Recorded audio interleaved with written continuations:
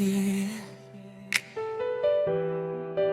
Wala sa bilis yan, nasa lalim.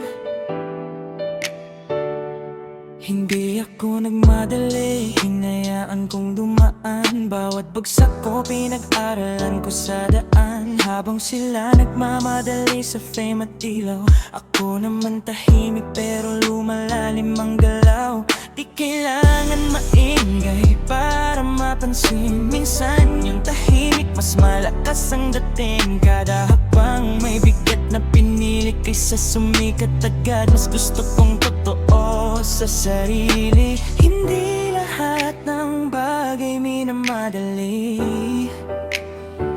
Minsan kailangan mo munang masaktan ng dahan-dahan para matuto ng totoo. Hindi ko minadali, hinayaan kong lumalim. Bawat sugat ko ginawang dahilan para magising. Kung minadali, pero malinaw ang direksyon. Kahit mabagal, sigurado ang destinasyon. Hindi ko minadali, pero nandito pa rin. Kahit walang spotlight, tuloy ang pag-angat din. Sa gitna ng dilim, ako'y gumagalaw. Tahimik man pero malinaw ang tinatahak ko ng daan.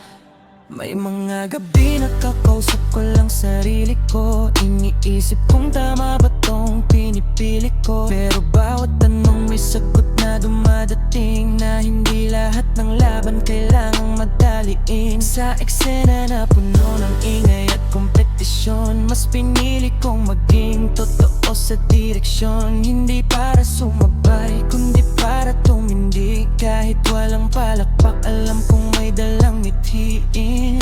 Hindi lahat ng sikat totoo, hindi lahat ng tahimik talo. Minsan yung hindi minadali, siya yung mas tumatagal sa dulo ng story. Hindi ko minadali, hinayaan kong lumalim. Bawat sugat ko ginawang dahilan para magising.